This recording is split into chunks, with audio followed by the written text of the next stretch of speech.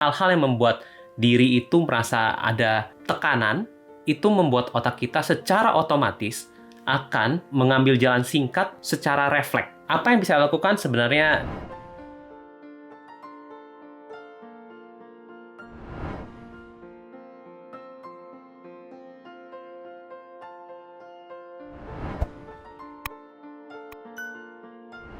Nah, sebenarnya stres itu adalah bentuk mekanisme dari tubuh saat menghadapi berbagai tantangan nih.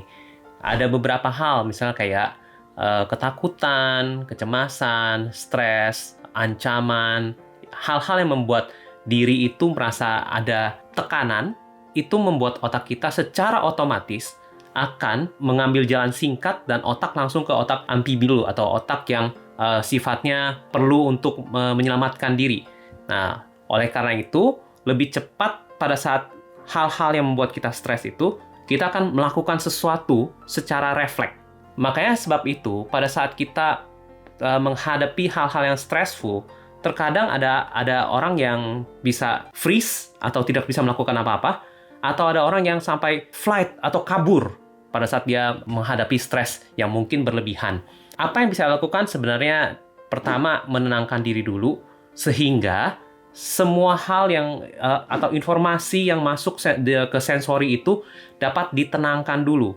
Nah, pada saat itu ditenangkan, otak yang bekerja adalah otak kognitif, ya, otak prefrontal cortex terutama, yang berpikir secara logis dan bisa menemukan jalan keluar dari hal-hal yang sedang dihadapi atau hal-hal yang membuat stres.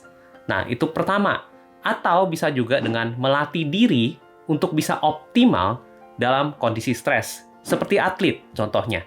Nah, di mana kalau atlet-atlet itu selalu membuat dirinya menghadapi hal-hal yang mungkin cukup membuat mereka stres, tapi terus dilatih agar bisa lebih kuat, lebih kuat, lebih kuat lagi. Nah, tetapi stres itu memang dihadapi oleh setiap orang dan memang wajar. Ada stres yang kita bisa tahu bahwa kita itu bisa baik, yang dinamakan dengan eustress, yang membuat kita itu bisa menjadi orang yang lebih baik. Dan itu perlu. Ya, jadi bukan berarti pada saat saya bilang stres atau manajemen stres, berarti tidak perlu stres. Tidak.